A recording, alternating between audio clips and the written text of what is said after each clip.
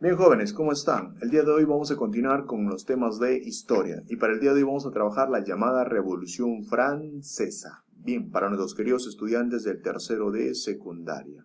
Profe, ¿cómo se entiende la Revolución Francesa? Vamos a trabajar. ¿Qué es la Revolución Francesa? La Revolución Francesa es un movimiento político, económico y social ocurrido en Francia. ¿Entre qué años? 1789 y 1799. A la Revolución Francesa no te debes olvidar que también se le conoce la Revolución Burguesa de 1789. Esta Revolución Francesa es una coyuntura también, porque con esto se termina la Edad Moderna e inicia la Edad Contemporánea. No te vayas a olvidar.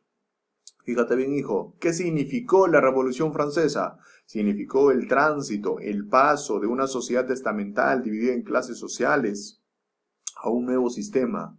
Este nuevo sistema o sociedad, ¿cómo se llama? Sociedad capitalista, basada en una economía de mercado, una nueva forma de producir. Ahora, hay que conocer el contexto de la Revolución Francesa. Si hablamos de la Revolución Francesa, fíjate bien, a nivel político tenemos la figura de este personaje, Luis XVI, y su querida esposa María Antonieta. Luis XVI no era buen gobernante y María Antonieta, catalogada como Madame Déficit, Madame Gastadora, ¿sí? Los grandes lujos provenientes de esta mujer que aumentaron los lujos para Francia, generaron deudas, generaron gastos. Ahora, profe, y a nivel social, ¿cómo se maneja Francia? Existían tres grupos. La parte del primer estado, que era también conocido como la nobleza, integrado por el rey, las cortes y los nobles, de alguna manera, que tenían bastantes lujos. En el segundo estado, ¿quién estaba? El clero, funcionarios de la iglesia, no parte de la iglesia, que también tenían privilegios y también cobraban ciertos impuestos. Profe, ¿cuáles eran esos impuestos que se cobraban? Se cobraba el famoso diezmo. ¿Te acuerdas del famoso diezmo? Correcto. ¿Y quién pagaba todos esos impuestos? El tercer estado, el pueblo, llamado también estado llano. Bien, profe, y a nivel económico, Francia no le iba muy bien porque Francia había heredado todavía la economía feudalista. ¿Por qué? ¿Por qué, profe? Porque en esta etapa sí se va a darse una economía sin tecnología. Es más, si a esto le sumas los problemas ambientales, Francia tiene ciertos problemitas económicos. Bien, señores, vamos a trabajar.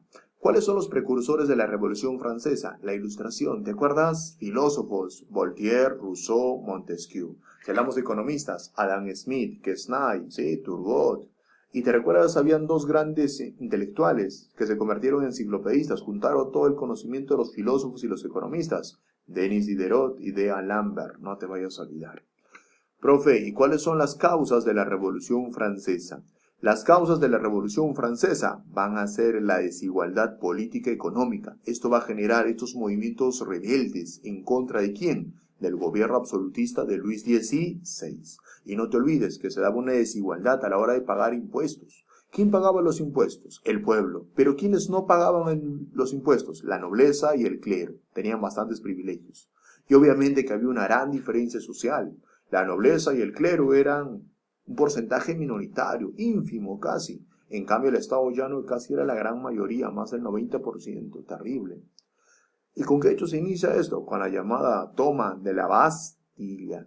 ¿Y qué se daba todavía en Francia? Predominio del régimen feudalista. Esa herencia que de alguna manera motivó este movimiento violento. Fíjate bien esto, ¿con qué termina?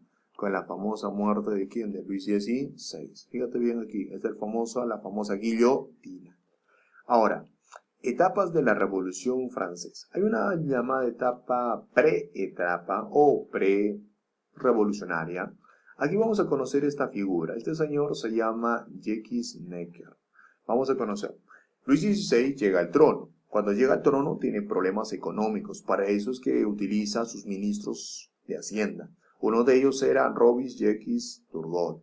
Este Robert sí tiene algo muy especial.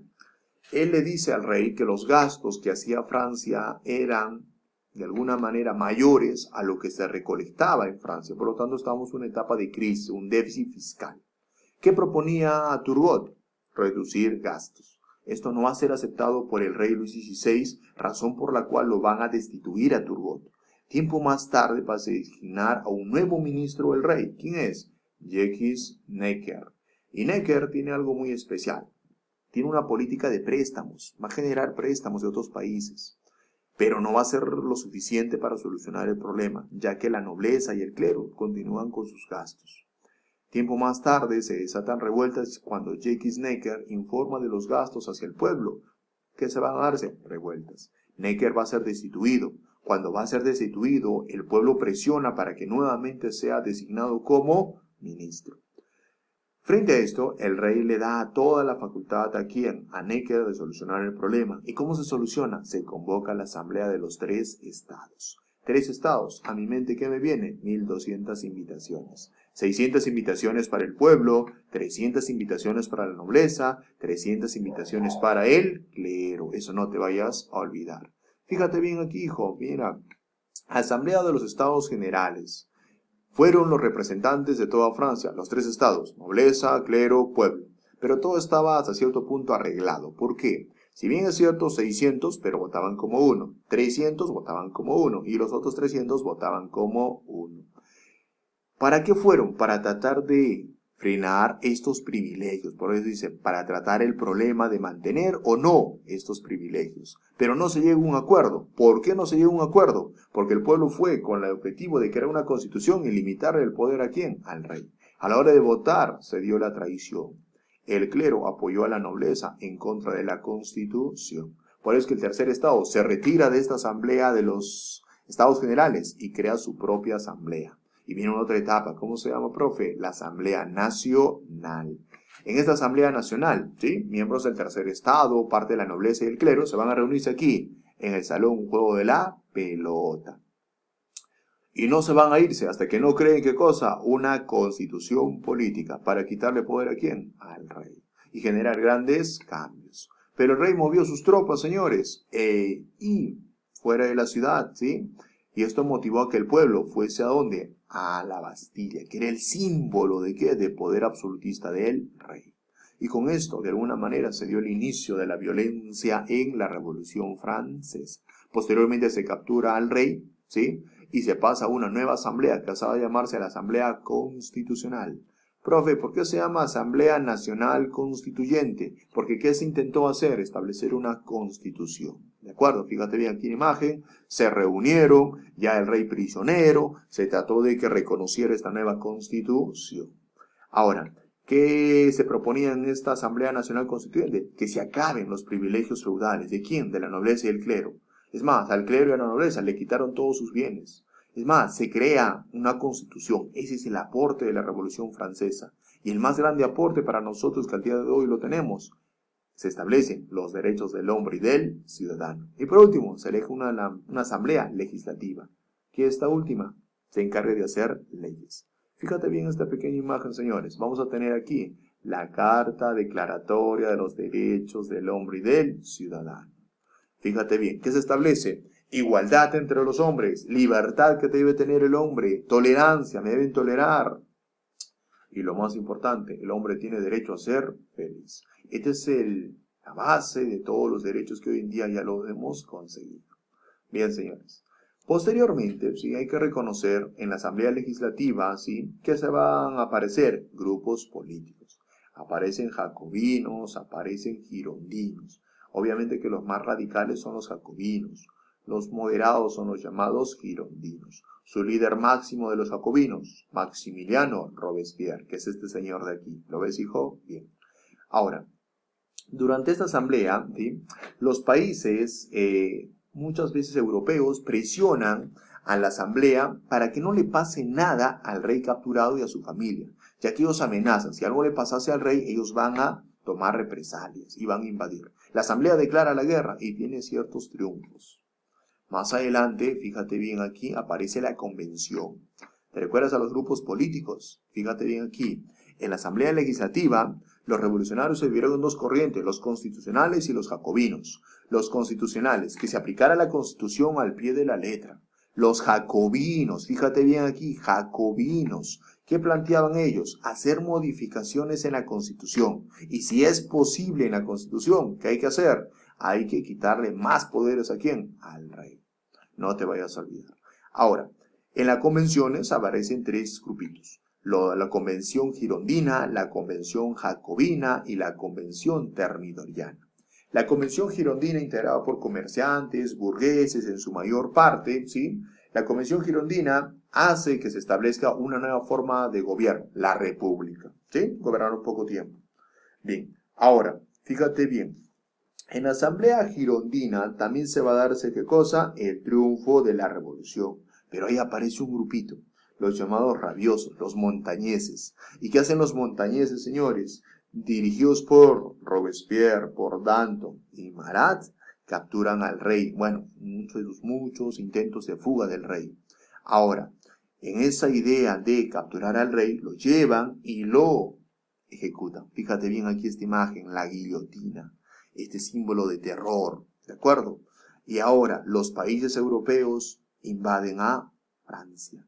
Y esto lo aprovecha ¿quién? Los jacobinos, y toman el poder. Y Maximiliano Robespierre, ¿qué va a hacer, hijo? Va a desatar el año del terror. ¿Y qué establece para controlarlo todo? Comités de salud pública, la seguridad general y otro importante que era el Tribunal Revolucionario, para tratar de matar a todo mundo que estuvieran en contra de la revolución. Y tanto así que le van a dar muerte ¿a quién? A María Antonieta. Tiempo más adelante, ¿sí? Robespierre, ten en cuenta que mandó a la guillotina a diferentes grupos, ¿de acuerdo? Tanto de la realeza, del clero y todo lo demás. Robespierre inicia la famosa ola del terror y de alguna manera, fíjate bien, algunos utilizaron ese recurso para catalogar a Robespierre como si hubiese actuado fuera de la ley. Y también fue llevado ¿a dónde? A la famosa guillotina. Se muere Robespierre. Ahora, una vez que muere Robespierre, se establece ¿quién? El directorio. Y con el directorio, una nueva forma de gobierno, que ya no tenga una sola persona el poder, sino que ahora sean 5. Directorio vinieron de 5 personas, que formaban el poder ejecutivo. Y apareció también para ellos un poder legislativo, integrado por 2 cámaras. Eso determinó, después de la Convención Thermidoriana, el directorio. ¿Cuáles son esas 2 cámaras, profe? El Consejo de 500 y de los ancianos. ¿De acuerdo? Y aparentemente había triunfado la Revolución Francesa. Bien, señores. Hay que conocer algo más, señores. Consecuencias de la Revolución Francesa. Pero no te olvides que la Revolución Francesa también tiene una otra etapa triste. El famoso golpe del famoso 18 Brumario, del famoso Napoleón Bonaparte. Ahora, ¿cuáles son las consecuencias de la Revolución Francesa? Primero, se determina que ahora se debe aprobar la Declaración de los Derechos del Hombre y del Ciudadano, gran aporte de la Revolución Francesa. Que se terminen con los títulos nobiliarios, marqueses, condes y esos derechos feudales, y ahora todos somos ciudadanos. Se dio una constitución civil para quitarle poder ¿a quién? Al clero, y que ahora que ya no sea una sola clase social. Ahora, ¿qué más? Se instaurara una nueva forma de gobierno republicano. Esto en la mente que viene, poderes, poder legislativo, poder ejecutivo y poder judicial. Por último, el Tribunal Revolucionario se encargó de juzgar y ejecutar ¿a quién? A Luis XVI y a María Antonieta. Profe, ¿y habían otras consecuencias? Quizás. Fíjate bien, aquí tenemos otra. Se propagó las ideas liberales. ¿Y esto va a llegar hasta dónde? Hasta el Perú, hasta México. ¿Y qué va a generar? Va a servir como un modelo para el proceso de la independencia. Por último, se terminó con el sistema feudal en Francia y pasamos a un nuevo sistema, a un sistema capitalista. ¿Recuerdas que se llama también revolución burguesa? Bien, señores, con esto estaríamos terminando, ¿sí? Acerca de la Revolución Francesa. Les invito, mis queridos estudiantes, que nos conectemos en la plataforma del Zoom y ampliaremos más conocimientos de este tema. Bien, muchachos, nos vemos, cuídense, hasta la siguiente.